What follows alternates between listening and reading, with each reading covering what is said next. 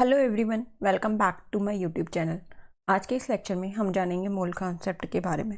Mole concept जो है कि बहुत ही ज़्यादा इंपॉर्टेंट कॉन्सेप्ट है, तो आज हम उसको समझने वाले हैं। So let's get started. पहले हम जान लेते हैं मोल कॉन्सेप्ट से रिलेटेड कुछ बातें और उसके बाद इससे रिलेटेड कुछ क्वेश्चंस को करेंगे। ठीक है। मोल कॉन्सेप्ट देखिए, इसमें सबसे पहला जो वर्ड है मोल, पहले उसका मीनिंग समझ लेते हैं। What is mole?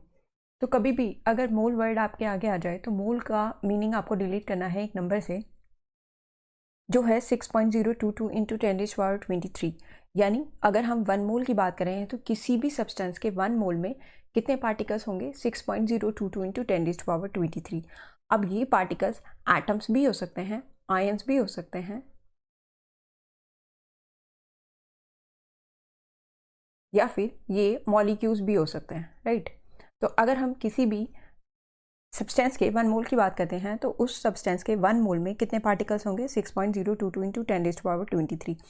क्योंकि इस नंबर को एवोगैड्रो ने बताया था, so this number is also called Avogadro's number, और इसे हम Na से रिप्रेजेंट करते हैं। Na means Avogadro's number, right. तो याद रखना है किसी भी सब्सटेंस के वन मोल में कितने पार्टिकल्स होते हैं? 6.022 इंटू 10⁻23। फॉर एग्जाम्पल, अगर मैं बात करूँ वन मोल ऑफ एल्यूमिनियम की, तो वन मोल ऑफ एल्यूमिनियम में कितने एटम्स होंगे? तो वन मोल ऑफ एल्यूमिनियम में एटम्स होंगे 6.022 into 10⁻23 number of atoms, right. Similar अगर मैं बात करूँ वन मोल ऑफ ऑक्सीजन की, तो ऑक्सीजन एक मॉलिक्यूल है, यानी अगर मैं बात करूँ वन मोल ऑफ ऑक्सीजन की तो इसमें कितने नंबर ऑफ मॉलिक्यूल्स होंगे? इसमें होंगे 6.022 इंटू 10⁻23 नंबर ऑफ मॉलिक्यूल्स। तो इसमें कितने नंबर ऑफ मॉलिक्यूल्स होंगे? 6.022 इंटू 10⁻23 नंबर ऑफ मॉलिक्यूल्स होने वाले हैं, राइट। तो आपको याद रखना है कि वन मोल में कितने नंबर ऑफ पार्टिकल्स होते हैं? 6.022 इंटू 10⁻23। ये पार्टिकल्स एटम भी हो सकते हैं, आयंस भी हो सकते हैं, या फिर मॉलिक्यूल्स भी हो सकते हैं, राइट। नेक्स्ट, किसी भी सब्सटेंस के जो वन मोल है उसमें मास कितना होता है? उसके मोलर मास के इक्वल। तो अगर हम किसी भी सब्सटेंस की बात करें हैं और हम जानना चाहते हैं उसमें कितना मास होगा, तो किसी भी सब्सटेंस के वन मोल में उतना ही मास होगा जितना उसका मोलर मास होता है। जैसे फॉर एग्जांपल, अगर मैं बात करूँ वन मोल ऑफ एल्यूमिनियम की, तो एल्यूमिनियम का मास, मोलर मास कितना होता है? 27। यानी वन मोल ऑफ एल्यूमिनियम में कितना मास होगा? 27 ग्राम। सिमिलर अगर मैं बात करूँ वन मोल ऑफ ऑक्सीजन की, तो वन मोल ऑफ ऑक्सीजन में कितना मास होगा? 16। एक ऑक्सीजन का कितना होता है? 16। तो 16 इंटू 2 यानी 2 का कितना हो जाएगा? 32। यानी एक मोल ऑफ ऑक्सीजन में कितना वेट होने वाला है या कितना मोलर मास होने वाला है? 32 ग्राम, राइट। लास्ट थिंग जो आपको याद रखनी है मोल कॉन्सेप्ट पे, वो याद रखनी है कि अगर हम किसी भी आइडियल गैस की बात करते हैं, आइडियल गैस वो होती हैं जो आइडियल गैस इक्वेशन को फॉलो करती हैं। आइडियल गैस इक्वेशन PV=nRT होती है। तो अगर हम किसी भी आइडियल गैस की बात करें हैं तो किसी भी आइडियल गैस के वन मोल में कितना वॉल्यूम होने वाला है? 22.4 लीटर। पर यहाँ एक कंडीशन लगती है STP की। STP क्या होता है? Standard temperature and pressure. वहाँ पर कंडीशन लगेगी स्टैंडर्ड टेम्परेचर एंड प्रेशर की। What is standard temperature? Temperature होना चाहिए 0 डिग्री सेंटीग्रेड यानी कि 273.15 केल्विन, और प्रेशर होना चाहिए 1 एटमॉस्फेरिक। उस कंडीशन पर अगर कोई भी आपको आइडियल गैस दे रखी है तो उस आइडियल गैस का जो वॉल्यूम है वो कितना होने वाला है? 22.4 लीटर, और this volume is called molar volume. यानी अगर मैं बात करूँ वन मोल ऑफ ऑक्सीजन की, तो वन मोल ऑफ ऑक्सीजन में STP पर कितना वॉल्यूम होगा? 22.4 लीटर। ये STP पर वॉल्यूम होने वाला है। सिमिलर अगर मैं बात करूँ वन मोल ऑफ अमोनिया की, तो वन मोल ऑफ अमोनिया यानी NH3 में भी STP पर कितना वेट होने वाला है? 22.4 लीटर वेट होने वाला है अमोनिया का भी। किस पर? STP पर, राइट। तो आई होप ये समझ आ गया होगा। अब इन्हीं से रिलेटेड कुछ फॉर्मूले देख लेते हैं मोल कॉन्सेप्ट को। देखिए, अगर आपको मोल कॉन्सेप्ट में नंबर ऑफ मोल्स कैलकुलेट करने हैं from given number of particles, तो जितने भी नंबर ऑफ पार्टिकल्स आपको दिए गए हैं उसे आप एवोगैड्रो नंबर से डिवाइड कर दीजिए। एवोगैड्रो नंबर अभी हमने पीछे देखा था 6.022 इंटू 10⁻23। तो आपके नंबर ऑफ मोल्स निकल जाएंगे। सिमिलर अगर आपको मास दे रखा है और तब आपको नंबर ऑफ मोल्स निकाले हैं, तो नंबर ऑफ मोल्स निकालने के लिए गिवन मास को मोलर मास से डिवाइड कर देंगे तो नंबर ऑफ मोल्स कैलकुलेट हो जाएंगे, राइट। सिमिलर अगर आपको नंबर ऑफ मोल्स निकाले हैं गिवन वॉल्यूम से, तो गिवन वॉल्यूम को मोलर वॉल्यूम से डिवाइड कर देंगे तो हमारे नंबर ऑफ मोल्स कैलकुलेट हो जाएंगे। तो ये 3 फॉर्मूले हैं जो आपको याद रखने हैं related to mole concept, right. और भी ज़्यादा अगर आपको शॉर्ट वे में याद रखना है तो आप इस चार्ट को याद रख सकते हैं। यानी अगर आपको नंबर ऑफ़ मोल्स गिवन है और आपको नंबर ऑफ़ पार्टिकल्स निकालने हैं तो आप एवोगैड्रो से मल्टीप्लाई कर दें। अगर आपको नंबर ऑफ़ पार्टिकल्स गिवन है और नंबर ऑफ़ मोल्स निकालने हैं यानी रिवर्स जाना है तो एवोगैड्रो नंबर से डिवाइड कर दें। सिमिलर अगर आपको नंबर ऑफ़ मोल्स गिवन है और आपको मास निकालना है तो उसे मोलर मास से मल्टीप्लाई कर दें। अगर आपको मास दिया हुआ है और नंबर ऑफ़ मोल्स निकालने हैं तो उसे मोलर मास से डिवाइड कर दें, राइट। ऐसे ही अगर आपको नंबर ऑफ़ मोल्स गिवन है और आपको वॉल्यूम निकालना है तो 22.4 लीटर से मल्टीप्लाई कर दें। और अगर आपको वॉल्यूम गिवन है और नंबर ऑफ़ मोल्स निकालने हैं तो 22.4 लीटर से डिवाइड कर दें, राइट। तो ये कुछ बेसिक सी चीज़ें हैं जो आपको मोल कॉन्सेप्ट के बारे में याद रखनी है। अब चलिए इससे रिलेटेड कुछ क्वेश्चंस को कर लेते हैं, राइट। जैसे फर्स्ट क्वेश्चन है यहाँ पर which has the maximum number of molecules among the following. तो हमें नंबर ऑफ मॉलिक्यूल्स निकाले हैं। अब देखिए नंबर ऑफ मॉलिक्यूल्स निकालने से पहले भी ना नंबर ऑफ मोल्स निकाल लीजिए। तो नंबर ऑफ मोल्स का फार्मूला पीछे हमने देखा था, क्या था, यहाँ पर देखो मोलर मास दिया हुआ है। तो मोलर मास से अगर हम निकालना चाहें तो कैसे निकालेंगे, given mass divided by molar mass. तो यहाँ से नंबर ऑफ मोल्स निकल जाएंगे।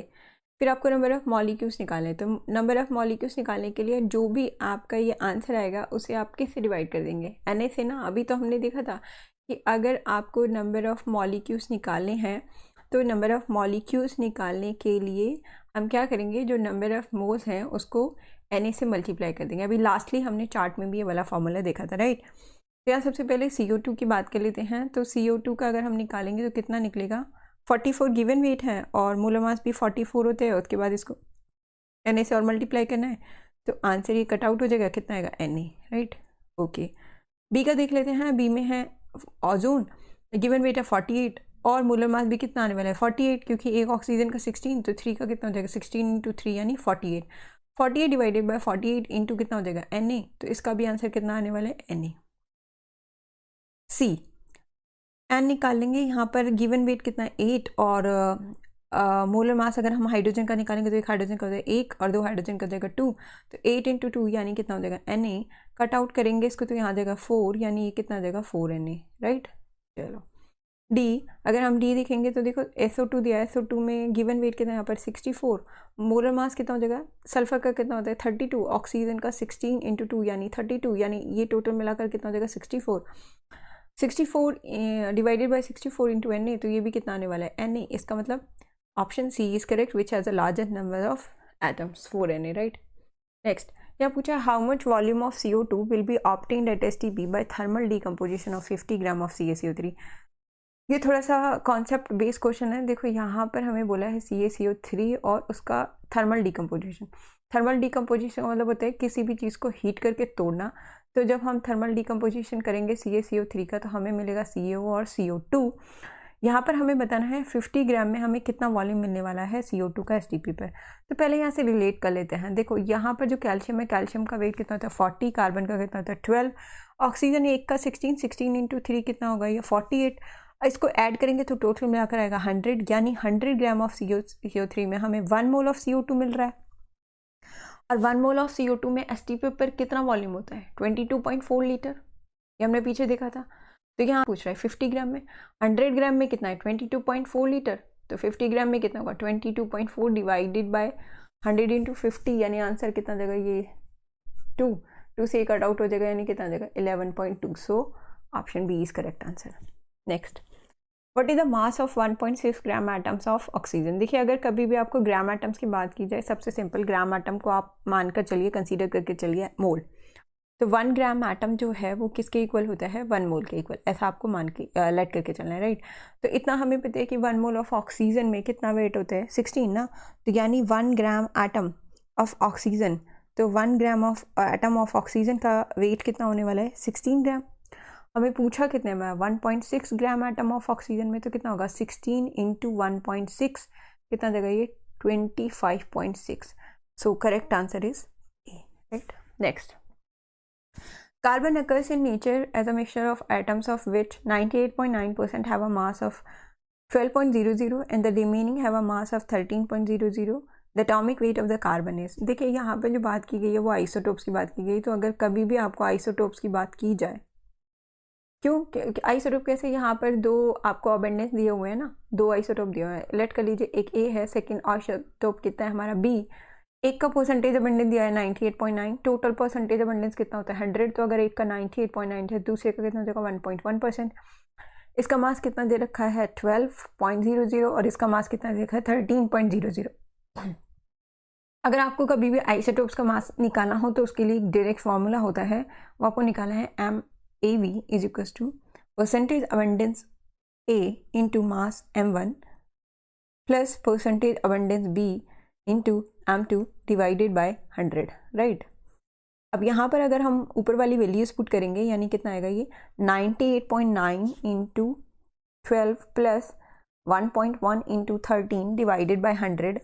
इसको सॉल्व कर लेना, सॉल्व करके जो आंसर आएगा वो आएगा 12.01। So correct answer is B.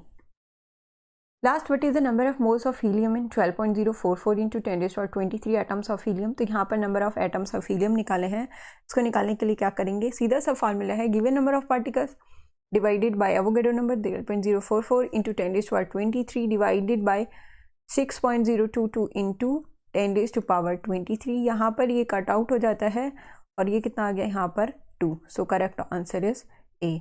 I hope आपको ये समझ आया होगा और पसंद आया होगा। अगर आपको ये वीडियो सही लगा हो तो लाइक करें, शेयर करें और मेरे चैनल को सब्सक्राइब करें।